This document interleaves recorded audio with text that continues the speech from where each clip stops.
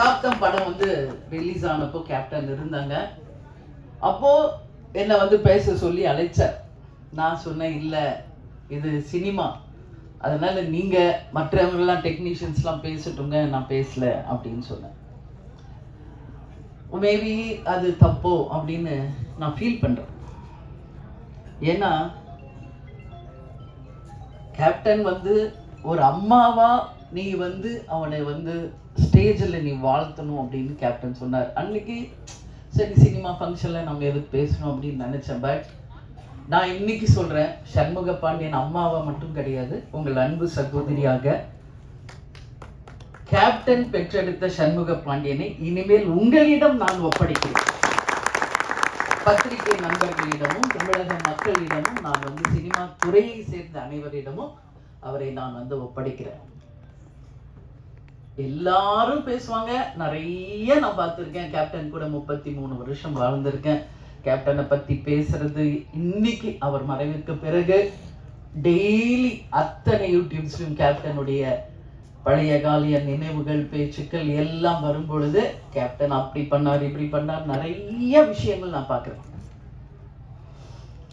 கேப்டனுடைய 2 புதல்வர்கள், கேப்டனுக்கு 2 தொழில், ஒன்று சினிமா, இன்னொன்று அரசியல்.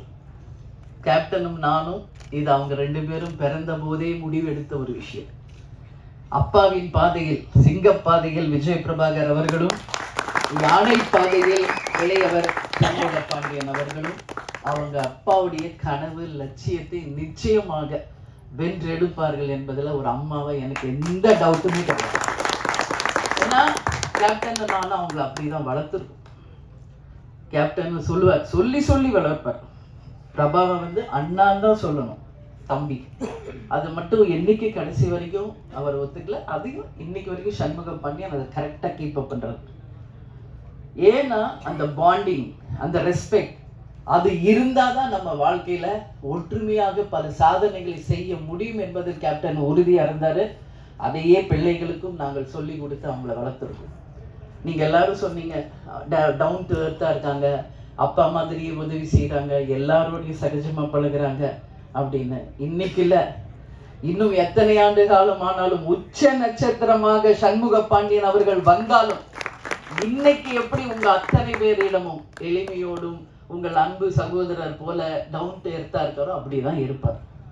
ஏன்னா சின்ன கை குழந்தை கேப்டன் மேக்கப் போடுவார்.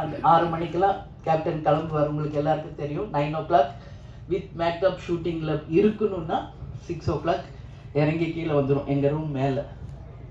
கை குழந்தை அவனை தூக்கிட்டு நானும் கீழே வந்துடுவேன். ஏன்னா அவருக்கு நான் டிஃபன் கொடுக்கணும், அவருக்கு வேண்டிய இதெல்லாம் செய்யணும்னு. அப்படியே பார்த்துட்டு இருப்பான் அவங்க அப்பாவை. அப்போ ரொம்ப கேட்கணும், அழுகுவான் ரொம்ப ஜாஸ்தி. எதுக்கு இவன் அழுகுறான், மூக்கில் லைட்டாக அப்புறம் ஒழுகும் அவருக்கு. கிளம்புவாரு ஷூட்டிங்க்கு. நான் சொல்றேன், அதெல்லாம் எனக்கு நினைச்சா எந்த சந்தோஷமும் கிடையாது. மூக்கில் ஒழுகும், மேக்கப் போட்டிருப்பாரு, ட்ரெஸ் போட்டிருப்பாரு. வண்டி ஏற போகும்போது அப்படியே வந்து தாவான். அப்படியே அழகா அந்த மூக்கை தொடச்சி விட்டு கண்ணை தொடச்சி விட்டு ஒரு முத்தம் கொடுத்துட்டு தான் போவார். அதே மாதிரி தான் விஜய் பிரபாகர். ஏன் அதை சொல்றேன்னா, ஒரு அப்பாவாக அவ்வளவோ ஒரு ஆசையா பிள்ளைகளை வளர்த்தார் கேப்டன். இன்னைக்கு 2 பேரும் இன்னைக்கு அவங்க அப்பா இல்லாதத ரொம்ப ரொம்ப ரொம்ப மிஸ் பண்றாங்க. இங்க கேப்டன் இல்லைன்னு நான் நினைக்கவே இல்லை. இங்கதான் இருக்காரு கேப்டன். இந்த ஆடியோ ஷோல இன்னைக்கு ஆடியோ லான்ச்ல இங்கதான் கேப்டன் இருக்கார், நம்மோட தான் இருக்கார். அதுல எனக்கு எந்த மாற்று கருத்துமே கிடையாது. இந்த இடத்தில் கேப்டன் இருந்து அவருடைய நல்லாசியுடன் அவருடைய வாழ்த்துக்களுடன் தான் இந்த ஆடியோ லான்ச் நடந்துகிட்டு இருக்கு. அதுல எந்த மாற்று கருத்துமே இல்லை. அதே மாதிரி சண்முக பாண்டியனை பார்த்தீங்கன்னா ஒரு டென்ஷன் இருக்கும் ஏதாவது வாழ்க்கையில. ஆனா அவன் அறியாம போன்ல ரொம்ப சிரிச்சு பேசிட்டு இருந்தாலே நான் கேட்பேன், யார் அன்பு கூட பேசிட்டு இருக்கியா அப்படின்னு. ஏன்னா அந்த அளவு டைரக்டருக்கும் அவருக்கும் அப்படி ஒரு பாண்டிங். அவரோட ஸ்ட்ரெஸ் பிளாஸ்டர் வந்து சண்முகா வந்து மனசு விட்டு பேசுறது யாருன்னா அன்பு. ஸோ அந்த அளவு வந்து அவங்க 2 பேருடைய புரிதல் இருக்கு.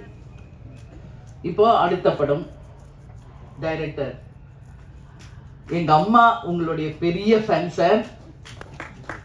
ஊதா கலர் ரிப்பன் அப்படின்னு போட்டாலே போதும். எங்க அம்மா 85 வயசு, இன்னைக்கும் எந்திரிச்சு உட்காந்து பார்ப்பாங்க. நான் இதை சார் வந்து கதை சொல்ல வரும்போது வீட்டுக்கு வரும்போதே நான் சொல்லியிருக்கேன். அதே மாதிரி தான் சசிகுமார் சார், அவரும் வீட்டுக்கு கதை சொல்ல வரும்போது அவருடைய அந்த டவுன் டு எர்த் அங்கே பார்த்தேன் வீட்டில். சசிகுமார் சார், நீங்கள் சொல்லியிருக்கீங்க குற்ற பரம்பரை நிச்சயமாக வரும் அப்படின்னு நான் உறுதியாக நம்புறேன். ஹாட்ஸ்டார் மூலியமா வருதோ இல்லையோ, அது வெப் சீரிஸா வருதோ இல்லையோ, அதை ஒரு திரைப்படமாக நாம் அனைவரும் சேர்ந்து நிச்சயம் எடுப்போம் என்றத இந்த ஸ்டேஜில் உங்களுடைய படம் மிகப்பெரிய வெற்றி அடைஞ்சிருக்கு. அதுக்கு உங்களுக்கு நான் வாழ்த்துக்களை சொல்றேன். அதே மாதிரிதான் நம்மளுடைய ரமணா டைரக்டர், அவருடைய திருமணத்துக்கு போயிட்டு வந்துதான் கட்சியே ஆரம்பம் ஆச்சு. அதனால